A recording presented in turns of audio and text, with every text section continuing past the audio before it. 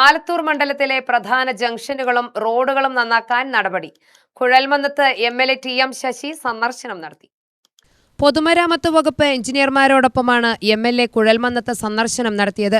കുഴൽമന്നം, ചന്തപ്പുര, കുളവൻമുക്ക് തുടങ്ങിയ സ്ഥലങ്ങളിലെ റോഡുകളുടെ നവീകരണവും പരിസര സൗന്ദര്യവൽക്കരണവുമാണ് ലക്ഷ്യമിടുന്നതെന്ന് ശശി പറഞ്ഞു. തെരഞ്ഞെടുപ്പ് സ്ഥാനാർത്ഥിയായി ഇറങ്ങിയ സമയത്ത് തന്നെ മനസ്സിലാലോചിച്ചതാണ്. നമ്മുടെ മണ്ഡലത്തിലെ ഏറ്റവും പ്രധാനപ്പെട്ട 3 ടൗണാണ്. ഒന്ന് ആലത്തൂർ, കുഴൽമന്നം, മുടപ്പല്ലൂർ. ആലത്തൂർ നവീകരണ പ്രവർത്തനം, സൗന്ദര്യവൽക്കരണം, ടൗണിൻ്റെ നഗരത്തിൻ്റെ നവീകരണ പ്രവർത്തനവും സൗന്ദര്യവൽക്കരണവും ആരംഭിച്ചിട്ടുണ്ട്. പിന്നെ ബാക്കിയുള്ളത് ഒന്ന് കുഴൽമന്നവും മുടപ്പല്ലൂർ. മുടപ്പല്ലൂരിലൊരു പ്രശ്നം, മഴ തുടങ്ങിയാൽ ഉണ്ടാകുന്ന ടൗണിലെ ഭീകരമായ വെള്ളക്കെട്ടാണ്. മുടപ്പല്ലൂർ വെള്ളക്കെട്ടും ടൗൺ നവീകരിക്കലുണ്ട്. കുഴൽമന്നത്ത് ഒരു പ്രദേശം എന്നുള്ള അല്ലെങ്കിൽ വ്യാപിച്ച് കിടക്കുകയാണ്. കുഴൽമന്നം, ചന്തപ്പുര, കുളവമുക്ക്, അതുപോലെ 2 NH ചേർന്ന് നിൽക്കുന്നതിൻ്റെ ചില പ്രശ്നങ്ങളുണ്ട്. ഇവിടെ NH വർക്ക് നടക്കുന്നതുകൊണ്ട് ഇപ്പം തന്നെ യാത്രാ ബുദ്ധിമുട്ട് വല്ലാണ്ടുണ്ട്.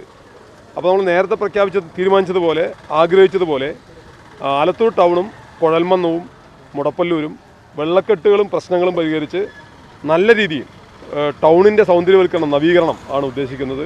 റോഡിൻ്റെ ഇരു സൈഡും കയ്യേറ്റങ്ങൾ ഉള്ളത് ഒഴിപ്പിക്കും.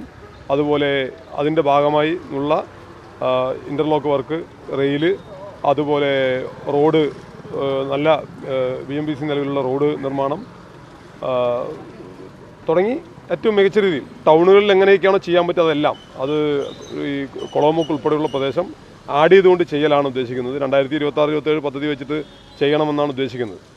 എന്തായാലും ഒരു 2 വർഷം കൊണ്ട് തന്നെ വർക്ക് നടക്കി. എന്തായാലും ഒരു 2-3 വർഷം കൊണ്ട് വർക്കിൻ്റെ പൂർണ്ണതയെത്തി ഉദ്ഘാടനം ചെയ്യാൻ പറ്റുന്നത് പോലെയുള്ള പദ്ധതിയാണ് ഇപ്പോൾ പ്ലാൻ ചെയ്യുന്നത്. മുടപ്പല്ലൂരിലെ വെള്ളക്കെട്ടിനും ശാശ്വത പരിഹാരമുണ്ടാക്കും. അവിടെ റോഡുകളുടെ അരികിലുള്ള കയ്യേറ്റങ്ങളും ഒഴിപ്പിക്കും. ആലത്തൂർ ജംഗ്ഷനിലും നവീകരണവും സൗന്ദര്യവൽക്കരണവും നടത്തും. BMBC നിലവാരത്തിലുള്ള റോഡുകളാണ് ലക്ഷ്യമിടുന്നതെന്ന് ശശി പറഞ്ഞു.